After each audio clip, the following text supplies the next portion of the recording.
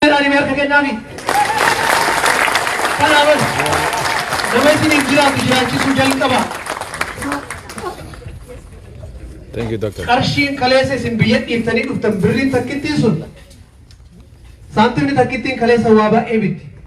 Hatta gabbute sadarkan isi maler lagi. Anggo barra gabbute aku ambassador ata.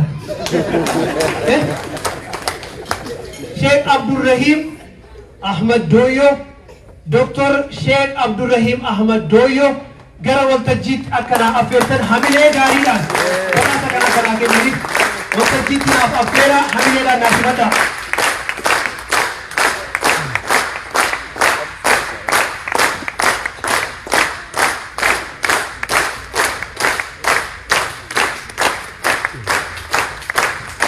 Ini haga badasa sen movie. Nam sawa sakan argani wanca disalle ne tifakadu isanu wadda barsa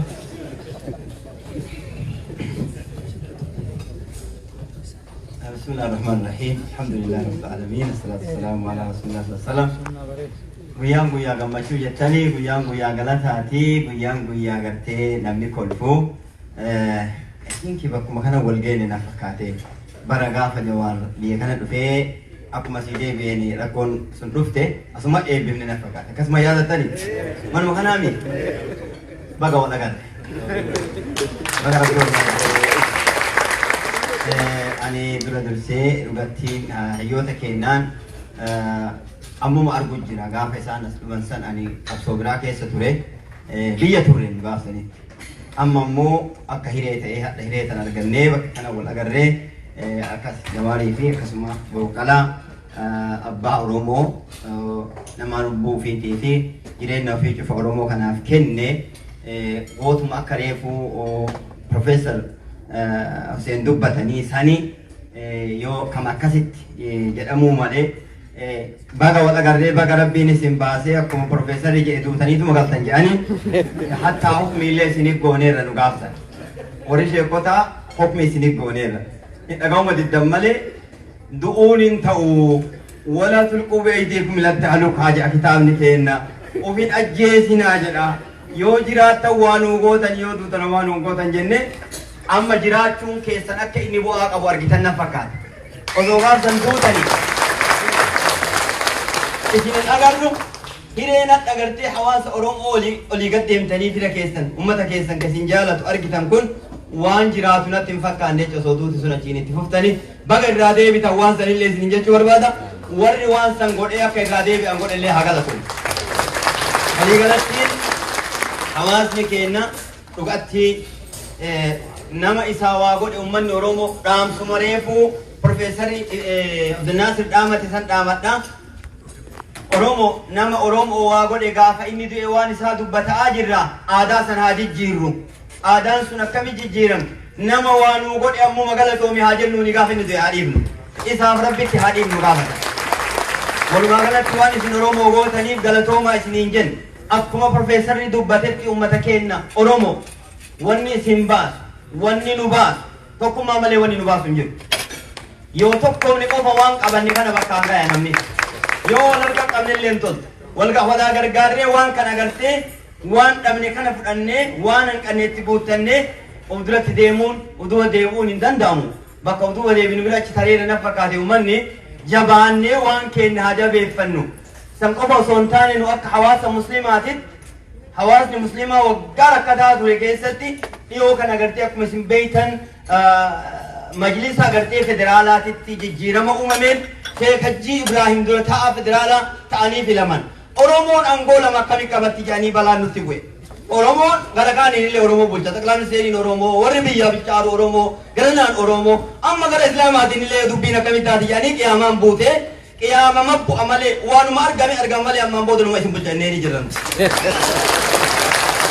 ammaan booda walii galee garatti dhoowwullee haa oomu kagara Islaamaa kanallee nullee waan keenya itti tolchine ummata keenya gargaarree hawaasa keenya ijaarree Islaamaa fi Kiristaanaa wal dhiibuu dhiifne gadaa waliin nu buusanii isin Islaamaa isin Kiristaanaa jarri kun lamaan Islaamaa fi Kiristaanaa walaakin akka waliin jiraatan laalame akka waliin qabsaan laalame akkasiin fakkeenya haa fudhannu isin jenna Oromoo Somalia di Islam ati mal go Islam bidayetun himbar baach samman bod wan Islama kadalainu bakka isati dalaine wan oromo common sense bakka amnutti waliin akka hojjannu dhaamsa sinii dabarsina hawaasa keenya wari komando guyyaa har'aa kan si komando reef dubbataniira durillee unu si komando kana dubbannu ishee kodiintu warrumoo fi kana jajjinuun jedhan nu akkasittiin jani qabatamaan gaafa ummanni keenya lafarraa buqqa'e gaafa agartee ummanni baalee lafarraa buqqa'e warri as keessa waliin jirru hin jira namni ruhii kenne maallaqa doolaara 400 halkan takka wali qabe ummata baalee ka lafarraa buqqa'e birmate ummata kana osoo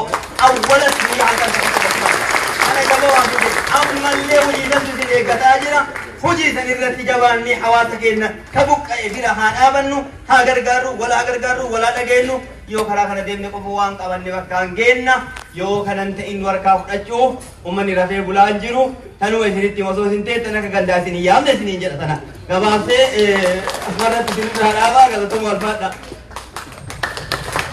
Dr. Sheikh Abdurrahim Ahmad Doyo hamileena kennaa fi sheekaa hamilee sheekaa kan gadi qabina Sheikh Bashir Iyyaas keessa jiranii isaaniifillee hamilee waltajjii egaa namoota hedduutu isteeta biraarraallee asitti argamee jira manguddoo gurguddootu jira kan akka obbo Maammaa isaaniifis hamilee nu kennaafi egaa hawwamtoota keenya amma gara sagantaa badhaasaatti dhaqqabnee jirra badhaasni kun baayogiraafiin nama kanaa isin hin barbaachisu jireenyi mataa isaaniitu kitaaba Oromoon barreessitee irraa fixuu hin dandeenye kan irraa dubbiftee xumuruu hin dandeenye kanaaf kitaaba lubbuudhaan dachii irra deemaa jiru kitaaba qabsoo Oromooti namni kun nama jireenya isaa guutuu hidhaa keessatti dabarse kana boodas waan isaan eeggatu rabbumatu beeka kanaaf badhaasni jalqabaa waldaan sikkoo mandoo qopheessee jiru qabsaa'aa keenya obbo Baqqala Garbaatiif badhaasni qophaa'ee jira hamileen itti fufuu qaba haga badhaasni kun kennamu sheekii badhaasa haa kennanii sheekaa achi fixa hamilee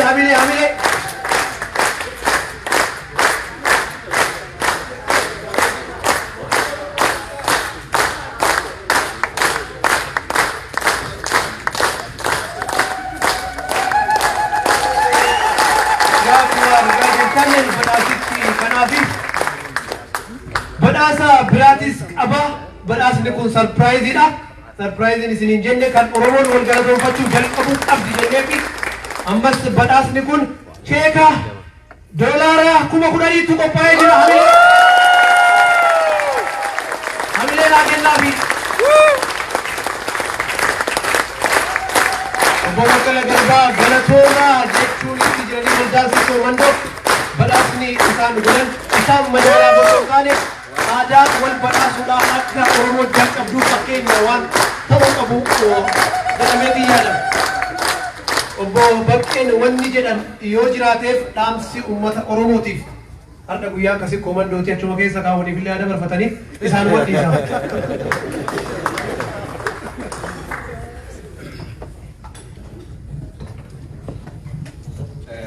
Akkam jirtu? Ani har'a waa tokko qofaaf inni qophaa'ee dhufe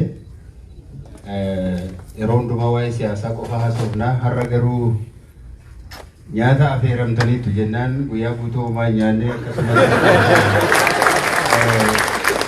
garaa koo qulqulleeffadhee hamman barbaadu nyaadha jedheen dhufee garuu hin quufne waan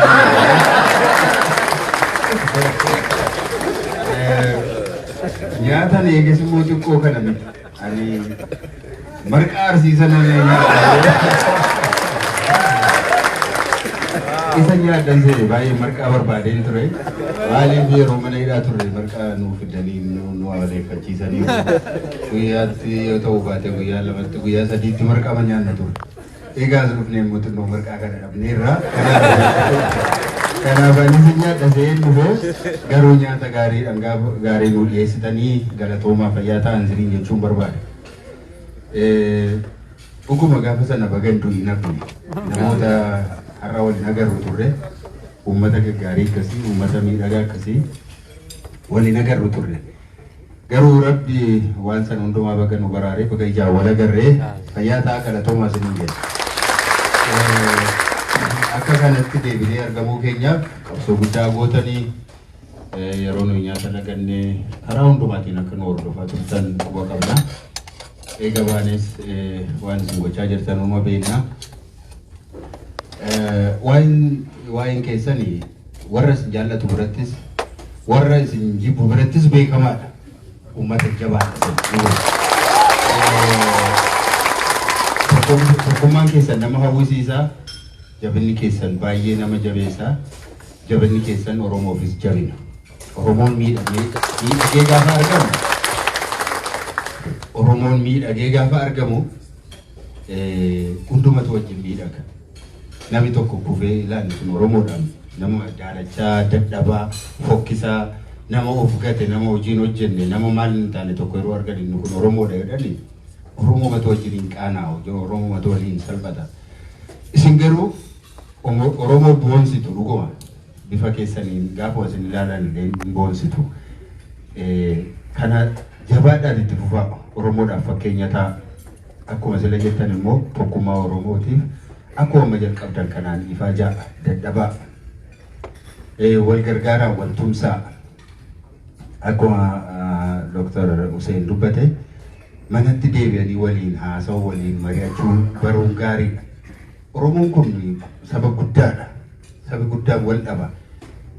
Saba guddaa keessa nama hamaa hedduutu jira. Nama gaggaariinis immoo hedduutu jira akkuma kana. Kanaaf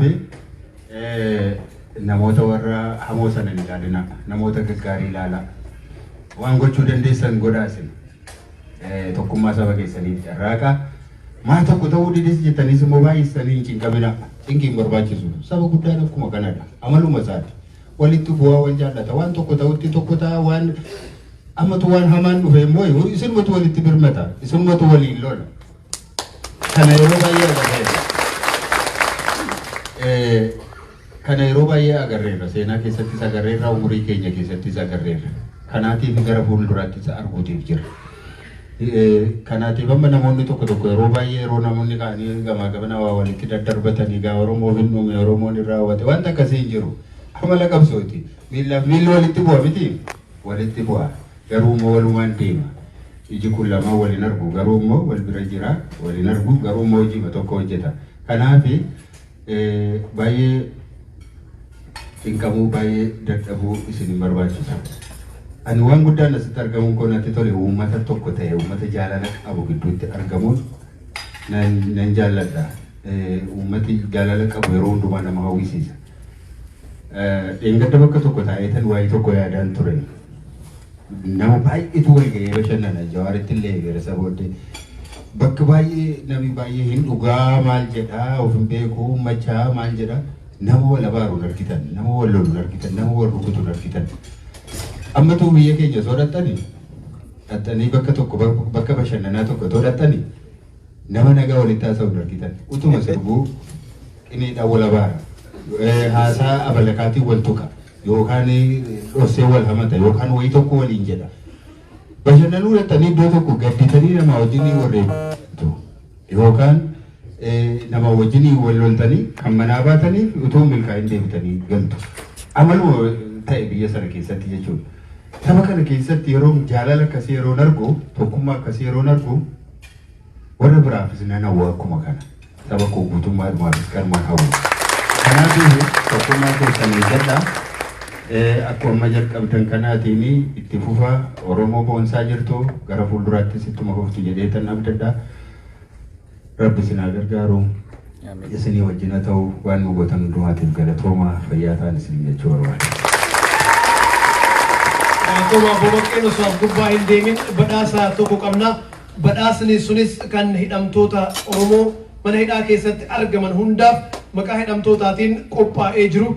Badhaasichi goonni qaamaan malee sammuun hin hidhamuu jedha. Waldaasi koomandoo Oromoo Oromoo President waan jedhu badhaasa kana Dr. Sheikh Abdurrahim Bobakkala Garbaatti nuu kennanii maqaa hidhamtoota Oromoo hundaan badhaasa kana nuu fudhan jechuudha.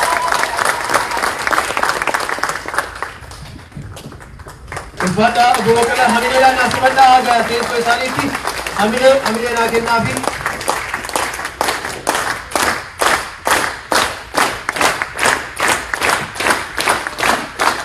Egaa ammas deemnee tabba tokko bira geenyee jirra. Badhaasni itti aanu nama hundeessaa Oromooti. Abbaa Oromooti. Ilma jechuu jedhan. Waliin nabbuutina. Nama jireenya isaa umrii dargaggummaa isaa uummata Oromootiif aarsaa godhee fakkeenya dhaloota haaraa dhaloota qubeetiif fakkeenya ta'e nama mootummaa laaptooppiidhaan girgirse. Akka jedhattiin jettu san taraaraan yaan qaxaqaxa tuuliddi jettiin dhaloonni amma jiru sababa isaa itan qaxaqaxa tuuliddi akka ta'u nama godhee jechuudha. Kanaaf nama kana gara waltajjiitti affeera. Obbo Jawaar Mohammad badhaasa isaaniitiif gara waltajjiitti naati badhaa. Hamilee.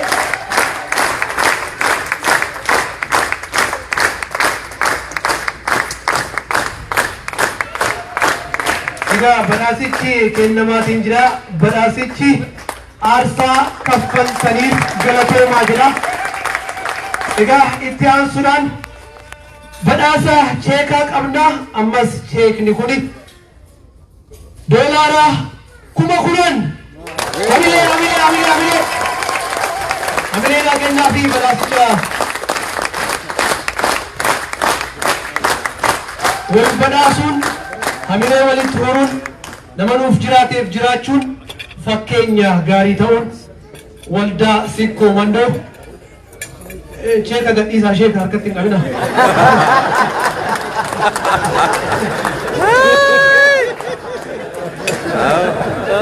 Liqama Ameerikaa kan harkaan morte. Egaa jawween waan jedhu yoo qabaateef isaafis carraa kennina. Guyyaan kan sikkoo mandooti.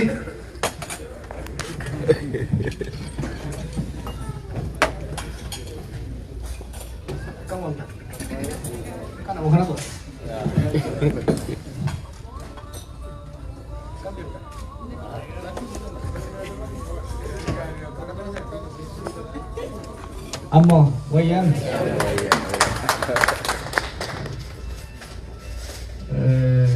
galmi kun itti guddan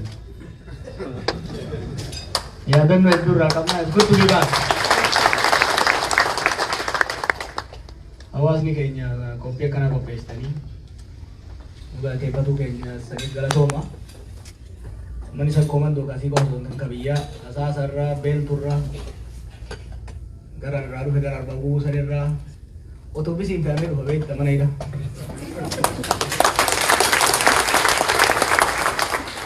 Baqqalaan gaafa jarri atta taatan jechaa dhufe. Birriin kiisa nu guutaa poolisiin illee hin dabarti mana hidha.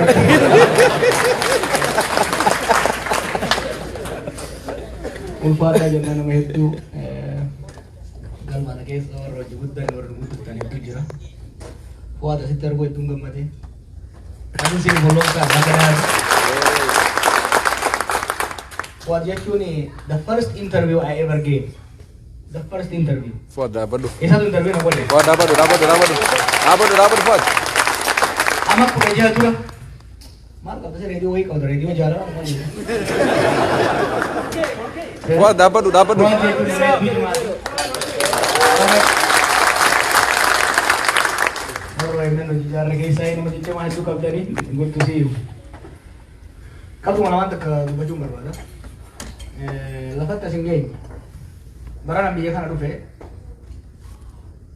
Afosha jaru nak ketahui tak kesalbinat, aku orang mau dibuat dalam tu.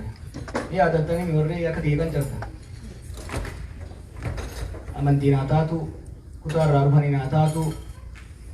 Dia ada dari jarumun, aku orang mau lapis tu dalam. Gaaf sana akka amma jettan kanatti sikkoo macaasuma yaa'ii dubbachuun akka gandummaatti ilaalama ture. Yeroo sana rakkoon ture tokko maali gara tokkoon afooshaa namni afooshaa kan inni civic society jechuudha. Civic society ijaaruun akka qaanyiitti ilaalama ture. Gama biraatiin immoo jaarmeen cimaan ummati sochoosu sun turre jaarmanii siyaasaa. Jaarmaa siyaasaa cimaa hin qabnu, jaarmaa hawaasaa cimaa hin qabnu. Karaaf diyaasporaa keessatti jijjiiramni guddaan waggoota kurnan dhufe dabran kana dhufe 15 kurnan dhufe one of the most important development. Jaarmoonni hawaasaa keessattuu afooshaaleen jabaachaa dhufu sana. Kuni yeroo san walga'iilee adda addaa irratti fora adda addaa irratti barbaachisummaa akkana hana cimsinee yeroo hojjechaa turretti chaalenjii guddatu garuu baga jaaramta. Keessattuu kiraayisii 2008 uumamee booda hawaasni keenya hin dammaqee jechuudha. Yoo of hin jaarin akka qe'eessaatti akka amantiisaatti yoo jaarmaa hawaasaa hin jaarin rakkoo guddaa keessa akka jiru ofis sabas gargaaruu akka hin dandeenye hubatee hojiitti seene. Waanuma yeroo san dubbachaa turre irraa gadi cimsee amma dubbachuu barbaada. Namni qe'ee isaatiin ijaaramuun, gosa isaatiin ijaaramuun, amantii isaatiin ijaaramuun konsekweensii lama qabaachuu danda'a. Could be positive or could be negative. Gandummaa yookiin immoo amantii kan jennuun kuni negative ka ta'u namni waan yoo jibbaaf ka biraa miidhuuf ka biraa quuteessuuf ilaalcha natti caala gaddatiyya caala qabaletiyya caala amantitiyya caala kun xiqqaadha kun yaraadha ka jedhu hoggaa yaarame negative. Jaarmeensi akkasii hin guddatu. Akka kofaletti yaaramuun rakkoo hin qabu. Kofaletti mana barnootaa ijaaruuf, kofaletti kilinika ijaaruuf, kofaletti ijoollee ispoonsara godhuuf ijaaramuun gaarii. Badaan maal eegu? Asaasatti hinaafu, hinaafanillee waan gaarii osoo hin wayya. Asaasatti hinaafu, asaasa gara Shaashamannee akka hin dhufne karaa itti cufuuf yoo ka ijaaraman taate laafne geessa.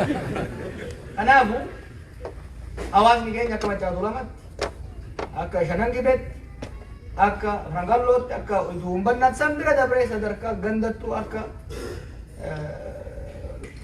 warra dhummuugatti illee yoo ijaarame. Kanaaf ijaaramsi akkanaa waa hedduuf fayyada. Tokkoffaa individualii nama fayyada. It gives a sense of belongingness. Hawaasni keenya is an egalitarian society. Society capitalism bira hin geenyedha. Individualism hin jiru. Collectivism is still very important. Crisis hawaasni keenya keessa seene urbanization fi exile life kana keessatti kan seene social safety net qaba Oromoon. Cidha isaa namni kophaa isaa fuudhu hin jiru beektanii kaaloo dhaata, gumaaloo baafata, du'a kophaa isaa awwaallata. Jiruun hawaasa keenya individualism is very minimal. Collectivism is the largest aspect of our life. Kanaaf namni keenya akka mataa isaatti akka namattuu namni tokko akka guddatu akka barbaadamu taate social organization akkana kana cimsuun hedduu barbaachisaadha. Hojii baay'ee hojjetaa jirtan nan beeka.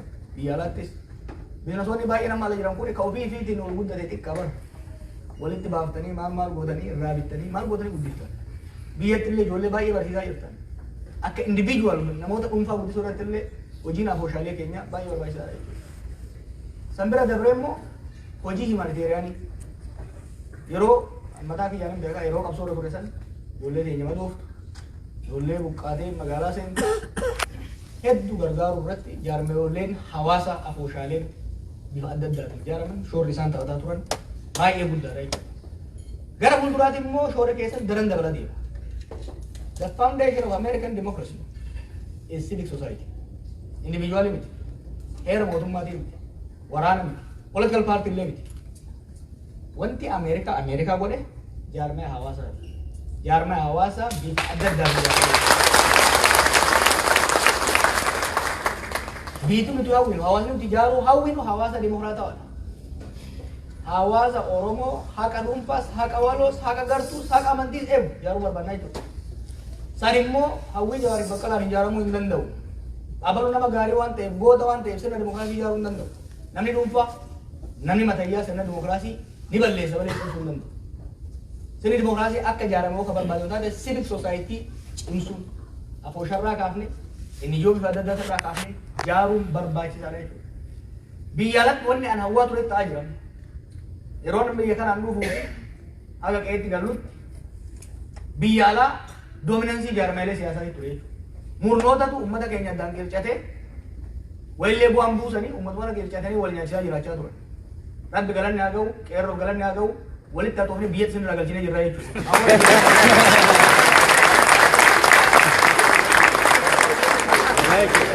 Uummanni Oromiyaa diaasporaa irraa akka barbaadu jaarmaya siyaasaatii miti nama biyya alaa taa'ee siin hoogganaa siin bilisa baasee ture.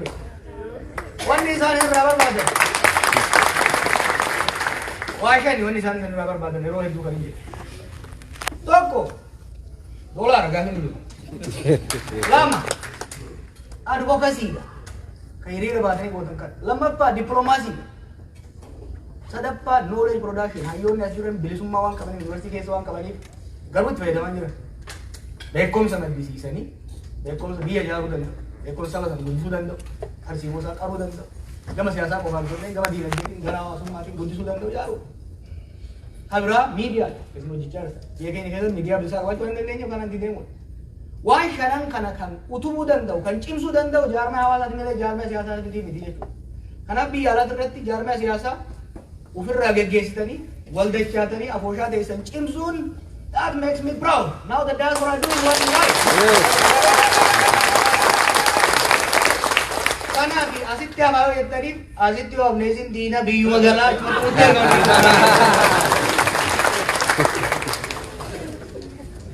buna baay'een dhufe nama beekaa.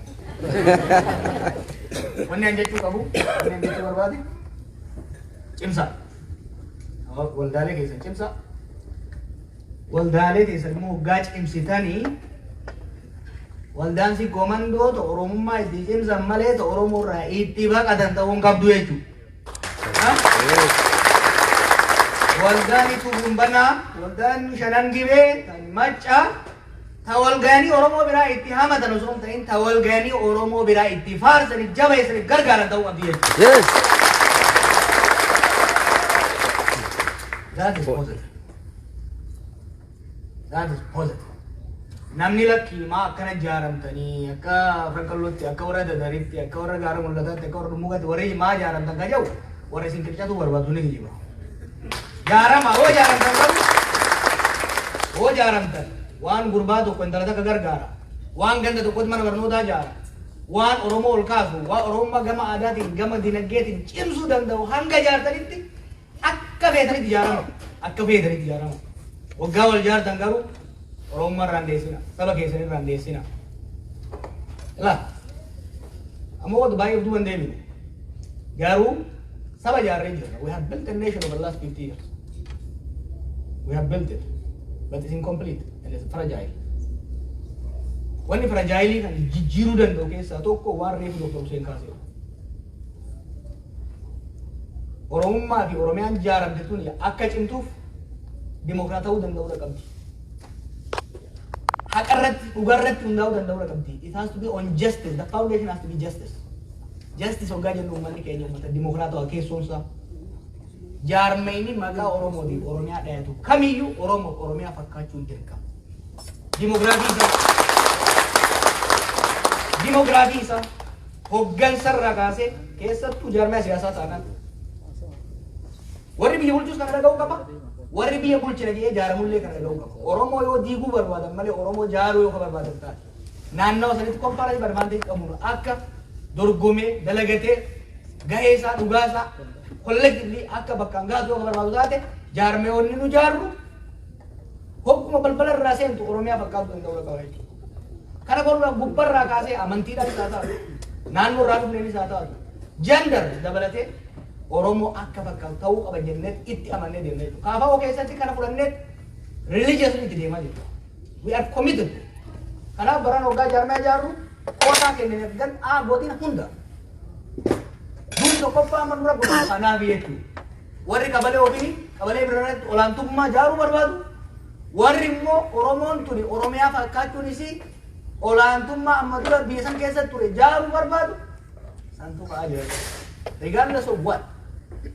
Amma booda jaarmeenni maqaa Oromoo dhayatu kamiyyuu Oromoof Oromiyaa fakkaachuu dirqama. Fakkaachuu baannaan biran dhaabatinaa isin diigaa booda.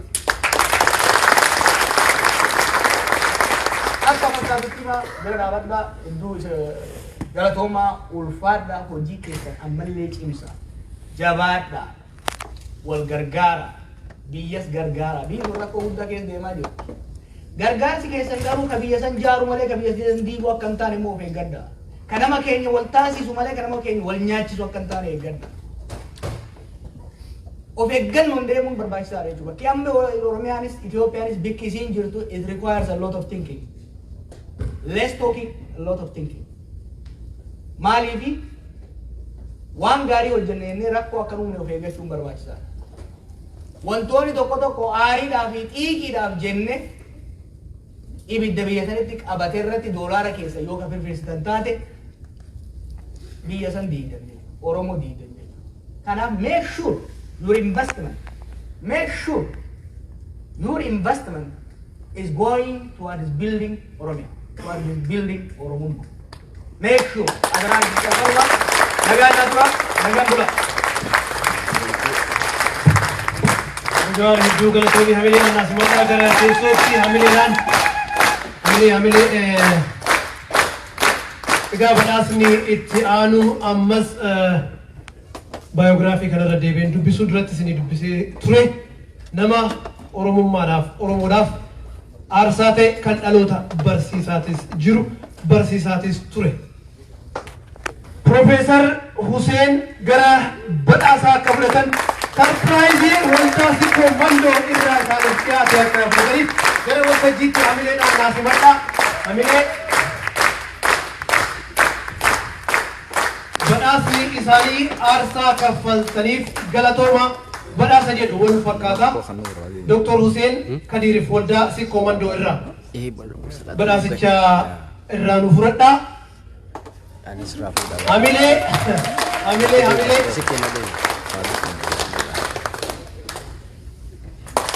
egaa kabajamtoota keenya ammas hamileedhaan gara waltajjiitti naasimadhaa. Namoota badhaasa kana kennaa turan Dr. Sheikh Abdurrahim irraa jalqabee addee Fayyinees durataa waldaa si koomandoo ija keessa ilaalaa Rabbo Jaatoo akkana shawwanneefi gara teessoo isaaniitti hamileedhaan naasimadhaa. Hamilee